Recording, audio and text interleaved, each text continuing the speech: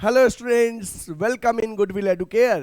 तो जैसा कि प्रीवियस क्लास में बच्चे हम लोग ऑलरेडी बेसिक अकाउंटिंग टर्म का कॉन्सेप्ट डिस्कस कर लिए हैं और आप लोग का डिमांड था कि सर हम लोग को एमसीक्यू भी करवा दीजिए प्रैक्टिस, जिससे कि एग्जाम में अब 40% एमसीक्यू का वेटेज हो गया है, तो आपका एमसीक्यू का प्रैक्टिस भी हम करवा दे रहे हैं। चलिए आप हमारे साथ बने रहिएगा। जो बच्चे हमें फर्स्ट टाइम देख रहे हैं, अभी लेक्चर को फर्स्ट टाइम सुन रहे हैं, उनको मैं अपने बारे में बता दूं। Myself Chandan sir, BCom and MCom pass out from BHU main campus, BEd qualified and ex नवोदयन। बच्चे मैं जवाहर नवोदय विद्यालय से पढ़ा हूं और लगातार 10 साल से कॉमर्स के स्टूडेंट्स को पढ़ा रहा हूं और अभी तक 2500 प्लस बच्चे को मैं कॉमर्स पढ़ा चुका हूं और उनमें से 500 प्लस बच्चे बीएचयू और दिल्ली यूनिवर्सिटी में सिलेक्ट हो गए हैं। चलिए, यदि आप भी बीएचयू और ड्यू में पढ़ने के सपने को साकार करना चाहते हैं तो हमारे साथ बने रहिएगा। लगातार हर संभव हम कोशिश करेंगे कि आप बीएचयू और ड्यू में पढ़ें। चलिए स्टार्ट करते हैं। बच्चे, आज का पहला टर्म है which of the following is capital expenditure. इनमें से कौन सा कैपिटल एक्सपेंडिचर है? तो आपको पता होना चाहिए कैपिटल एक्सपेंडिचर क्या होता है कि ऐसे एक्सपेंडिचर जिससे या तो एसेट्स इंक्रीज करे या लाइबिलिटीज डिक्रीज करे, इसे कैपिटल एक्सपेंडिचर कहते हैं। तो यहां पे है वेजेज। नहीं बच्चे, वेजेज रिवेन्यू एक्सपेंडिचर है। Wages paid for building construction, हाँ ये लग रहा है। रिपेयर एक्सपेंस नहीं, एडवर्टीजमेंट नहीं, तो इसका होगा पहले का होगा wages paid for building construction, की बिल्डिंग के कंस्ट्रक्शन के लिए जो वेजेस देंगे दैट इज कैपिटल एक्सपेंडिचर। यदि आप स्क्रीनशॉट वगैरह लेना चाहेंगे तो आप साथ में स्क्रीनशॉट वगैरह भी लेते रहिएगा। नेक्स्ट क्वेश्चन है which of the following is revenue expenditure. इनमें से कौन सा रिवेन्यू एक्सपेंडिचर है? रिवेन्यू एक्सपेंडिचर होता है जिस the expenditure which neither increase assets nor reduce liability. तो यहां पे रिपेयर एक्सपेंस, हाँ रिपेयर एक्सपेंस रिवेन्यू एक्सपेंडिचर है। बिल्डिंग कंस्ट्रक्शन नहीं है, कैपिटल एक्सपेंडिचर है। Expenses on purchase of machine नहीं है, कैपिटल है। परचेज ऑफ इन्वेस्टमेंट कैपिटल है। तो आपका राइट आंसर है रिपेयर एक्सपेंस, आपका रिवेन्यू एक्सपेंडिचर के सही एग्जाम्पल है। नेक्स्ट क्वेश्चन है a person who owes money to firm is called. A person who owes money to firm, एक ऐसा पर्सन जो फर्म से मनी उधार लेता है उसे फर्म क्या कहेगा? तो debtor, creditor, customer, none of these. तो बच्चे, जो पर्सन फर्म से मनी लिया है उसे डेब्टर कहते हैं, हिंदी में इसे देनदार कहते हैं। ठीक है, जो पर्सन फर्म से लोन लिया है उसे डेब्टर कहते हैं, डेब्टर को हिंदी में देनदार कहते हैं। नेक्स्ट क्वेश्चन बच्चे आपके सामने स्क्रीन पे है a person to whom money is owed by firm is called. बच्चे, जिससे फर्म ने मनी लिया है उसे क्या कहते हैं? Debtor, creditor, supplier, none of these. तो जिससे फर्म ने मनी लिया है उसे क्रेडिटर कहते हैं, हिंदी में इसे लेनदार कहते हैं, कि जो लोग हमसे पैसा लेंगे। नेक्स्ट है गुड्स मीन्स। तो आप सबको तो इसका मतलब पता ही है कि गुड्स का मतलब होता है वो चीज जिस चीज का हम बिजनेस करते हैं। तो देखते हैं क्या कर रहा है। Commodity to be bought and sold, chance लग रहा है पहला। Commodity to be bought but not sold नहीं। Commodity to be use and as an assets नहीं, ऑल ऑफ द अबव। तो गुड्स का मतलब है commodity to be bought and sold, ऐसा कॉमोडिटी जिसको हम खरीदेंगे और बेचेंगे, क्योंकि गुड्स का मतलब ये होता है जिस चीज में फर्म डीलिंग करता है। तो जिस चीज में फर्म डीलिंग करता है उसे गुड्स कहते हैं। नेक्स्ट बच्चे, trade discount is. Trade discount क्या है? आप लोग को हम पढ़ाए थे डिस्काउंट दो तरह का होता है, एक ट्रेड डिस्काउंट, एक कैश डिस्काउंट। और ट्रेड डिस्काउंट के बारे में मैंने बताया था it is given for bulk selling. Trade discount किस लिए देते हैं? बल्क सेलिंग के लिए देते हैं। चलिए देखते हैं। विच is allowed the time of receiving payment, which is allowed at the time of sale of goods, which is allowed both at the time of receiving payment and sale of goods, allowed all of these. तो trade discount which is allowed at the time of receiving payment, which is allowed at the time of sale of goods. तो good cell करने के लिए जो discount देते हैं उसे trade discount कहते हैं। क्वेश्चन नंबर 6 का B is the right answer. ठीक है बच्चे, क्वेश्चन नंबर 6 का बी राइट आंसर है। नेक्स्ट, क्वेश्चन नंबर 7,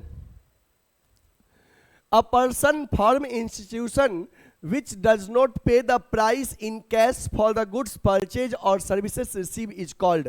कह रहा है कोई ऐसा पर्सन जो गुड्स या सर्विसेज का प्राइस पे नहीं किया है, तो जो पे नहीं किया है वो क्या कहलाएगा? उसे डेप्टर कहते हैं। ठीक है, उसे डेप्टर कहते हैं। नेक्स्ट बच्चे, नेक्स्ट क्वेश्चन आपके सामने है। Trade discount is allowed, is shown separately in the books of account, is shown in the books of accounts, can be shown either separately or deduction from the purchase cost, all of these। तो is not shown separately in the books of account। बच्चे trade discount को separately business के books में show नहीं करते हैं। Trade discount is not shown separately in the books of account, business के books में इसे सेपरेटली शो नहीं करते हैं। Next, cash discount is, cash discount क्या है? Which is received at the time of making payment, which is allowed at the time of sale, which is received at the time of purchase, which is received both at the time of making payment and purchase of goods. बच्चे यहाँ पे 9 का D होगा। Cash discount हमें payment के वक्त और purchase दोनों वक्त मिलता है। ठीक है, next, question number 10, current assets do not include. Question है current assets do not include, इसमें से कौन सा करंट एसेट्स में नहीं आएगा? तो बच्चे देखो, डेप्टर मतलब गिवन एमसीक्यू में ऑप्शन क्या है? Debtor, motor car, bank balance, prepaid expense. तो मोटर कार तो आपका ये नॉन करंट एसेट्स है। ये क्या है? नॉन करंट एसेट्स है। तो हमसे क्वेश्चन क्या पूछा गया है? क्वेश्चन पूछा गया current assets do not include, इसमें से कौन सा करंट एसेट्स में नहीं आएगा? तो right answer is option B, motor car current assets में नहीं आएगा। Next question, in a business purchases refers to. बच्चे यहां पे देखिए परचेजेज के बारे में बोला है। आपको जब हम बेसिक टर्म पढ़ा रहे थे तो मैंने उस समय बताया था the term purchases is used for the purchase of goods only, not for purchase of fix assets. तो purchase of an article to be use in the office, purchase of goods for resale, option B chance लग रहा है। Purchase of assets to be use in factory, all नहीं। Purchases का मतलब होता है purchase of goods for resale, option B is the right answer.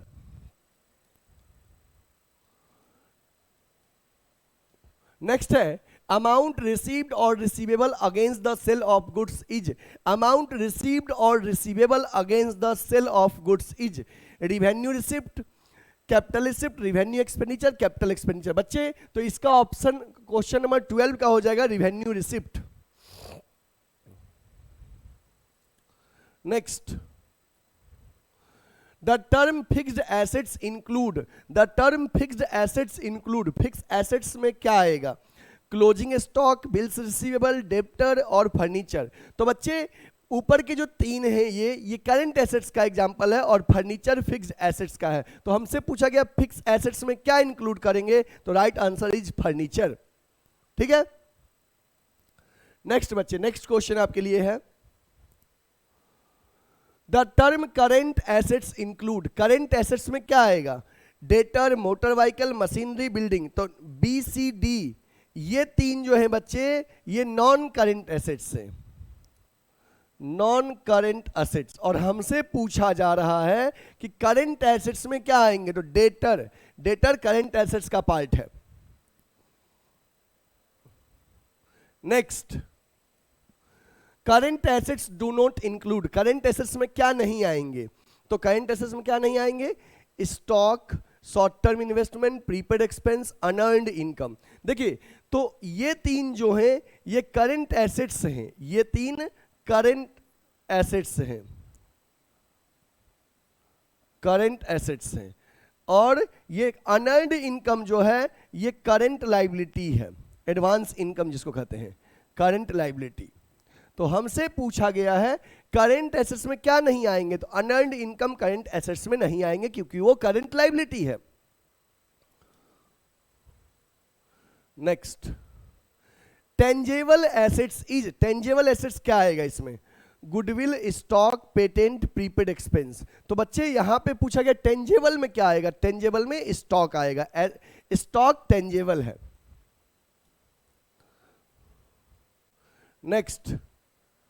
Next question है Maruti car is, Maruti car क्या है, current assets, intangible, tangible, none of this. तो Maruti car बच्चे टेंजिबल एसेट्स है, we can touch, we can seen and it has physical existence. Next बच्चे, any expenditure the full benefit of which is received during one accounting period is called। बच्चे ऐसा कोई खर्चा जिसका benefit एक ही accounting year में मिलता है उसे क्या बोलते हैं, current liabilities, current assets, capital expenditure, revenue expenditure. तो कोई खर्चा जिसका बेनिफिट एक ही साल तक मिलता है उसे हम बोलेंगे रिवेन्यू एक्सपेंडिचर, क्योंकि रिवेन्यू एक्सपेंडिचर का बेनिफिट एक ही साल तक मिलता है, जैसे advertisement.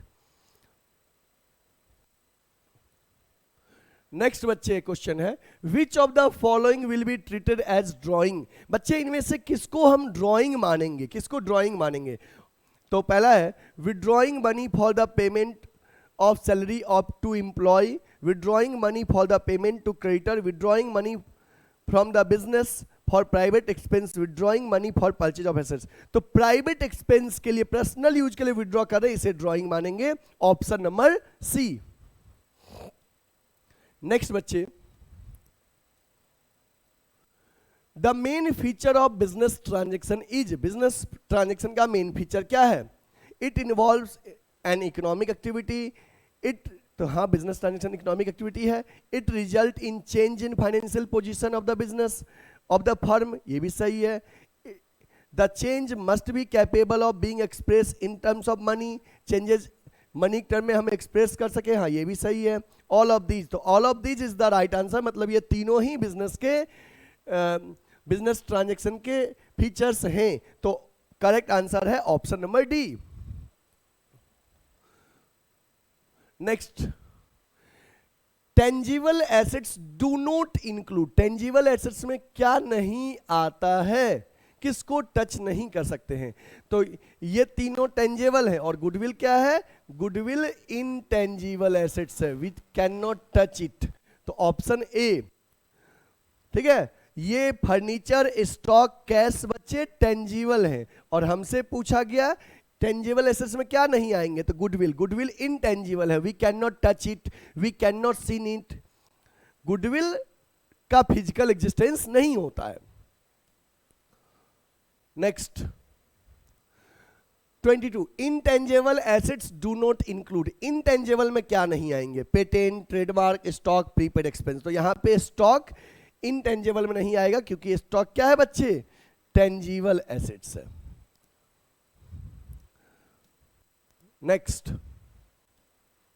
Wasting assets do not include, और वेस्टिंग में क्या नहीं आएगा, तो यहां पे कभी कभी आपको option choose best among the following के अकॉर्डिंग ऑप्ट करना पड़ता है।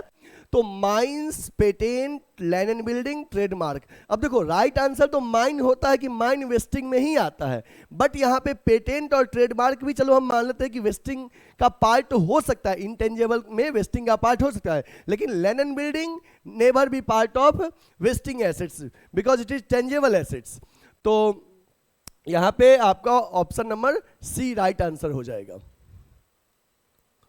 नेक्स्ट, करंट लायबिलिटीज इंक्लूड, बच्चे करंट लायबिलिटीज में क्या आएगा, तो करंट लायबिलिटीज क्या आएगा, debenture, bills payable, long term loan, capital. तो यहां पे डिबेंचर तो नॉन करंट लायबिलिटीज का पार्ट है, बिल्स पेबल करंट लायबिलिटीज का पार्ट है। करंट लायबिलिटीज में क्या आएगा, तो बिल्स पेबल।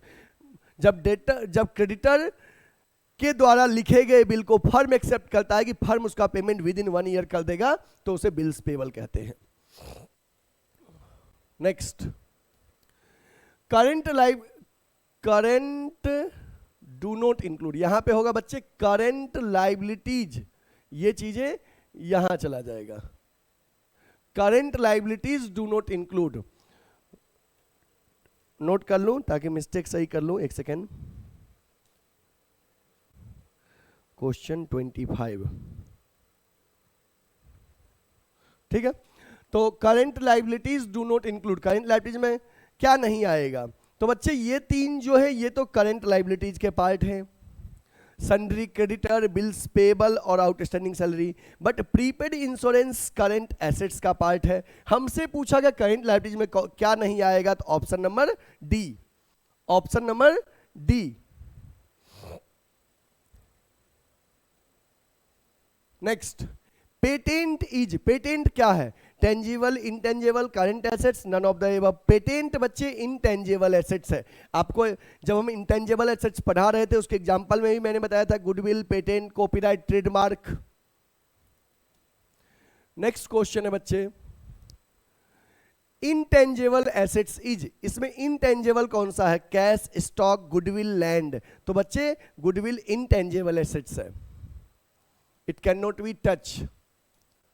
नेक्स्ट क्वेश्चन है, वेस्टिंग एसेट्स इज, इनमें वेस्टिंग एसेट्स क्या है? Machinery, oil wells, computer, all of this. तो वेस्टिंग एसेट्स का एग्जांपल है ऑयल वेल्स। बताए थे कि ऐसे नेचुरल रिसोर्सेज जिसका एक्सट्रैक्शन करने से उसकी क्वांटिटी कम होती है उसे वेस्टिंग एसेट्स कहते हैं। तो oil well is the right example. Next question, fixed liabilities include, fix liability में क्या क्या आएगा? Bank overdraft, long term loan, short term loan, creditor. तो फिक्स लाइबिलिटी में आपको आएगा लॉन्ग टर्म लोन, क्योंकि बाकी जो लाइबिलिटीज हैं वो करंट लाइबिलिटीज हैं। Fix liability means non current liabilities. Next, current liabilities include, current liabilities में क्या आएगा? Bills payable, creditor, outstanding expense. हाँ तीनों है, मतलब all is the right answer. Bills payable, creditor, outstanding expense तीनों करंट लाइबिलिटीज एग्जांपल हैं, इसलिए राइट आंसर होगा all of these. Next question है, at the end of the financial year during which the sale of goods was worth 5 lakh and closing stock is valued at 40,000, this is. अब कह रहा है कि firm ने साल में 5 लाख का गुड्स सेल किया है और फर्म का क्लोजिंग स्टॉक 40,000 का है। तो ये क्या है? इवेंट है कि ट्रांजैक्शन है कि both event as well as transaction है? None of these. तो ट्रांजैक्शन ये है कि फर्म ने सेल किया है 5 लाख का गुड्स, ये ट्रांजैक्शन है। और ये जो 40,000 का क्लोजिंग स्टॉक बचा हुआ है ये इवेंट है, कंसिक्वेंसेस ऑफ द ट्रांजैक्शन। तो यहां पे इसमें दोनों है, both event as well as transaction. Option C is the right answer.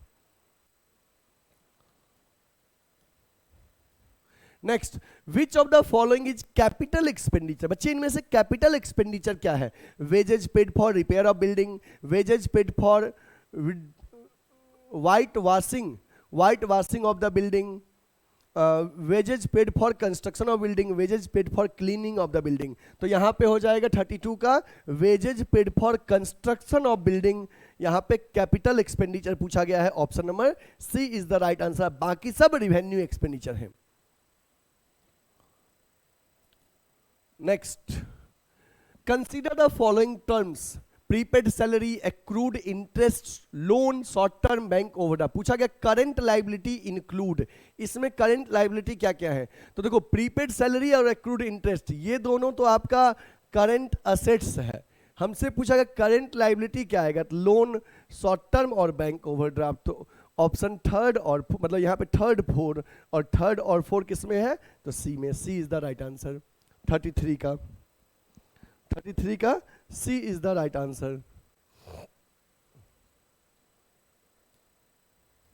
Next, goods use from the stock of the business for business purpose are treated as dash business but similar goods use by the proprietor for his personal use are treated as. तो देखो जब proprietor personal use के लिए बोला है तो यहाँ पे ड्राइंग तो पक्का होगा, ठीक है। सेकेंड ऑप्शन ड्राइंग किसमें दिख रहा है? यहाँ पे। और जो बिजनेस के लिए है ये बिजनेस के लिए एक्सपेंडिचर है, दैट इज कैपिटल एक्सपेंडिचर, अगर कैपिटल होता तो बट यहाँ पे option C is the right answer, ठीक है। Next, live stock include, live stock में क्या आएगा, स्टॉक, गुड्स, एनिमल और लाइफ इंश्योरेंस पॉलिसी। तो एनिमल बताए थे ना कि domestic animal use in the business is called live stock, example cattle दिए थे। Next, current liabilities do not include, current liabilities में क्या नहीं आएगा, bills payable, creditor, outstanding expense, debenture. तो ये तीन बच्चे करंट लाइबिलिटीज का पार्ट है। हमसे पूछा गया डू नॉट इंक्लूड, क्या नहीं आएगा, तो डिवेंचर, क्योंकि ये नॉन करंट लाइबिलिटीज है, डिवेंचर नॉन करंट लाइबिलिटीज है, तो करंट लाइबिलिटीज में क्या नहीं आएगा, option D. Next, the term sales is used only for the sale of, the term sales is used only for the sale of goods and is never used for sale of assets। जब आपको sales word हम पढ़ाए थे तो बताए थे कि sales word केवल जब हम गुड्स बेचते हैं तभी यूज करते हैं, असेट्स के टाइम में नहीं। तो sales word is use only for the sale of goods, never the sale of assets. तो option D is the right answer. Next, out of the following assets which is not intangible assets, इनमें से कौन सा intangible नहीं है, तो patent, investment, goodwill और trademark. तो ऑप्शन बी, बाकी सब इंटेंजेबल है, ऑप्शन बी इन्वेस्टमेंट, ये नॉन करंट इन्वेस्टमेंट है। अब आपको यहां पे बता रहा है असर्शन रीजन टाइप क्वेश्चन की, आगे असर्शन रीजन टाइप क्वेश्चन है। बच्चे आज के एग्जाम में, चाहे आपका स्कूल का एग्जाम हो, चाहे कोई भी कॉम्पिटिटिव एग्जाम हो, चाहे सीयूईटी हो, हर एग्जाम में असर्शन रीजन बेस्ड क्वेश्चन पूछ रहा है। मतलब कि आपको एक दो स्टेटमेंट रहेगा, उससे रिगार्डिंग क्वेश्चन पूछेगा कि दोनों सही है कि केवल एक सही है, क्या पहला का दूसरा सही रीजन है या नहीं है, इस तरह से क्वेश्चन पूछा जाएगा। तो असर्शन रीजन बेस्ड क्वेश्चन को आपको अच्छे से प्रैक्टिस करना है, क्योंकि आपको ये एक्सप्लेनेशन कॉन्सेप्ट वाइज होता है, तो इसलिए कॉन्सेप्ट जितना स्ट्रॉन्ग क्लियर रहेगा ये क्वेश्चन आपको उतना इजीली समझ में आएगा। तो बच्चे चलिए हम असर्शन रीजन बेस्ड क्वेश्चन देखते हैं, थोड़ा भी आपको घबराहट नहीं होगा और अच्छे समझ में आएगा अगर आप हमारे बेसिक टर्म या डिफरेंट लेक्चर को अच्छे से अटेंड करते हो। तो क्या इंस्ट्रक्शन दिया गया है देखते हैं। From next slides there are two statement, one labelled as assertion and other labelled as reason. अगले स्लाइड में दो स्टेटमेंट होगा, एक को असर्शन बोलेंगे, दूसरे को रीजन बोलेंगे। Which one of the following is correct, कौन सा करेक्ट है, पहला रहेगा both assertion reason are true, true and R is the correct explanation of A, both assertion reason are true but R is not the correct explanation of A, और A is true R is false, A is false R is true. इस तरह से चार statement रहेंगे। चलिए देखते हैं, आपके सामने स्क्रीन पे क्वेश्चन है बच्चे। Assertion, any expenditure that gives benefit for one accounting period is known as capital expenditure। कह रहा है assertion में दिया है any expenditure that gives benefit for one accounting period is called capital expenditure। नहीं बच्चे, कोई भी एक्सपेंडिचर अगर एक से अधिक benefit for one accounting period, अगर वो वन अकाउंटिंग पीरियड में बेनिफिट देगा तो वो कैपिटल एक्सपेंडिचर नहीं हो सकता है। तो ये पहले ही आपको यहाँ पे असर्शन रॉन्ग है।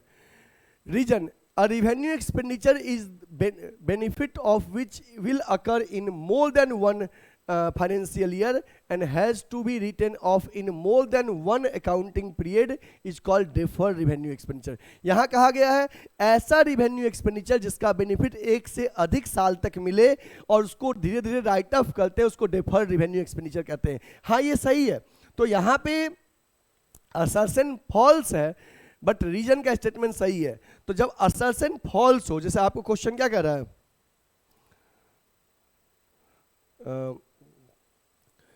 both A and R are true, explain both assertion and reason are true। तो नहीं, ये ट्रू तो होगा ही नहीं क्योंकि assertion false है, ये कट गया। both assertion and reason are true, नहीं।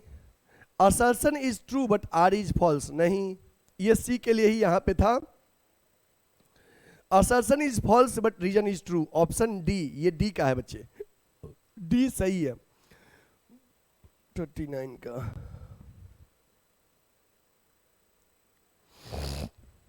यहां कहा गया है कि असर्शन फॉल्स है बट रीजन वाला स्टेटमेंट सही है, क्योंकि उसमें कहा गया रिवेन्यू एक्सपेंडिचर का बेनिफिट एक से मतलब जिसका बेनिफिट 1 साल तक मिलता है उसको कैपिटल कहते हैं। नहीं बच्चे, ये स्टेटमेंट गलत है। जिसका बेनिफिट 1 साल तक मिलता है उसको रिवेन्यू बोलते हैं, ठीक है। तो इन बातों को हमें ध्यान में देना है। और दूसरा वाला स्टेटमेंट जो कहा गया था कि जिस रिवेन्यू एक्सपेंडिचर का बेनिफिट 1 साल से अधिक मिलता है उसको हम बोलते हैं डेफर्ड रिवेन्यू एक्सपेंडिचर। तो ये स्टेटमेंट सही था। तो R is assertion is false and reason is true, option D is the right answer, D. Next question है आपका असर्शन के बारे में, कहता है any expenditure which is incurred in acquiring and installation of an assets is capital expenditure, ये पहला सही है असर्शन। रीजन है such expenditure yield benefit for long period and hence added to assets। क्या कह रहा है कि ऐसा expenditure, such expenditure yield benefit for long period and hence added to assets। तो दोनों स्टेटमेंट यहाँ पे सही है, यहाँ पे दोनों स्टेटमेंट सही है बच्चे, पहला असर्शन भी और रीजन भी, असर्शन भी सही है और रीजन भी सही है। तो both A and R are true and R is the correct explanation of A। ये आंसर आपका होगा 40 का।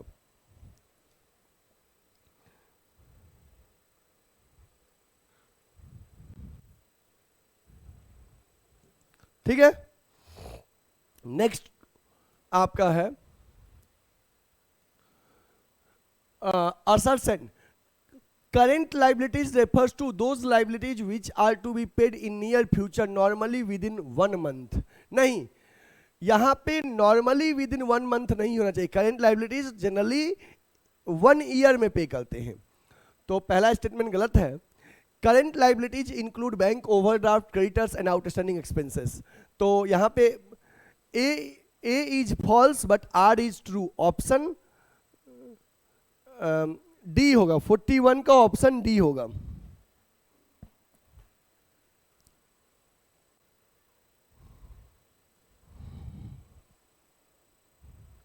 Next, tangible assets are those assets which can be seen and touch, सही है।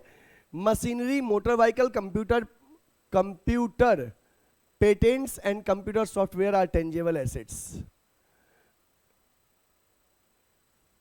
यहां पे कंप्यूटर, पेटेंट, कंप्यूटर सॉफ्टवेयर ये tangible का एग्जांपल नहीं है।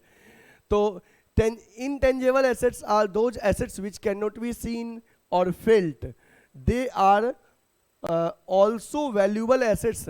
तो इसका आंसर होगा आपको A is false, R is true, 42 का डी आंसर होगा। 42 का बच्चे डी आंसर होगा, डी। ठीक है, क्योंकि टेंजेबल के बारे में शुरुआत में तो सही बोल रहा था बट बाद में जाके इनटेंजेबल का ऑप्शन दे दिया उसमें, तो इसलिए वो गलत हो गया। ए फॉल्स है, आर सही है। नेक्स्ट है assertion, capital expenditure is incurred for the purpose of increasing the earning capacity of the business, सही है। Reason, revenue expenditure is incurred for, अब यहां पे बच्चे स्लाइड थोड़ा सा ओवरलैप हो गया है तो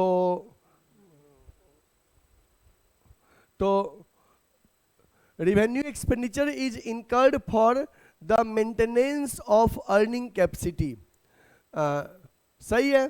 तो यहां पे हो जाएगा both A and R are true but R is not the correct explanation of A. तो यहां पे 43 का आपका ऑप्शन बी हो जाएगा।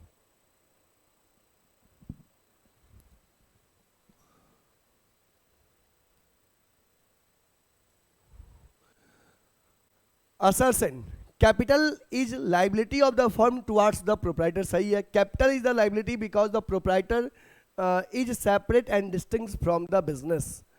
तो यहां पे दोनों ए भी सही है, आर भी सही है और सही एक्सप्लेनेशन है, तो ऑप्शन ए हो जाएगा। यहां पे लिखा है both A and R true and R is the correct explanation of A. Next बच्चे, expenses is the cost of use of things और services for the purpose of generating revenue.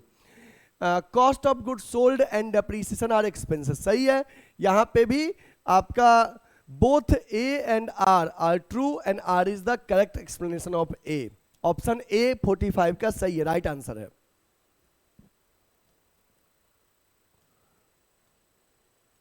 Next है profit is the excess of revenue over expenses during an accounting period, it result due to business transaction which are regular in nature. क्या कह रहा है, profit is the excess of revenue over expenses during an accounting period, it result due to business transaction which are regular in nature, सही है। Gain arises from the transaction which are incidental to business such as sale of land and building, ये भी सही है। तो यहां पे आपका हो जाएगा both A and R true but R is not the correct explanation, 46 का बी हो जाएगा, क्योंकि स्टेटमेंट दोनों सही है बट ये आर जो है ए का सही एक्सप्लेनेशन नहीं है।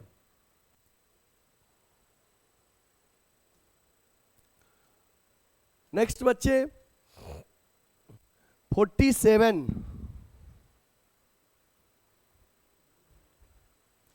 47 कह रहा है current assets refers to those assets which are held to be continued use in the business।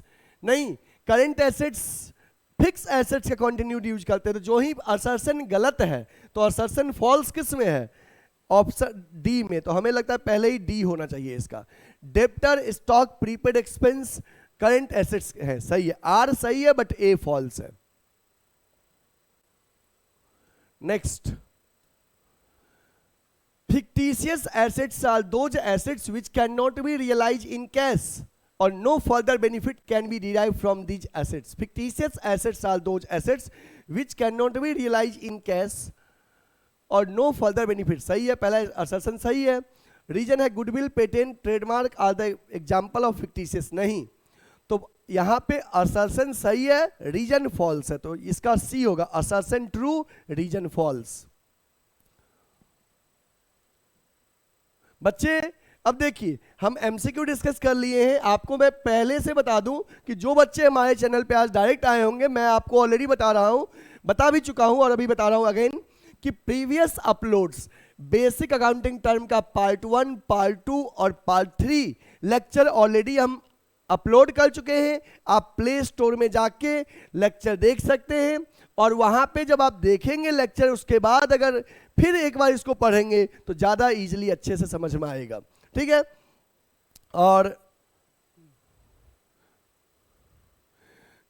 जो भी बच्चे हमारे पूरे सेशन को अटेंड किए हैं और अच्छे से आपको समझ में आ गया है तो आप हमारे चैनल को सब्सक्राइब कर लें, सेशन को लाइक कर दे और एक कमेंट अच्छा वाला कमेंट सेक्शन में डाल दे। जितना अच्छा समझ में आया है उतना ही अच्छा। और भी यदि आप किसी टॉपिक पे कंटेंट चाहते हैं, लेक्चर चाहते हैं तो आप प्लीज कमेंट में मेंशन कीजिएगा। चलिए तब तक के लिए जय हिंद।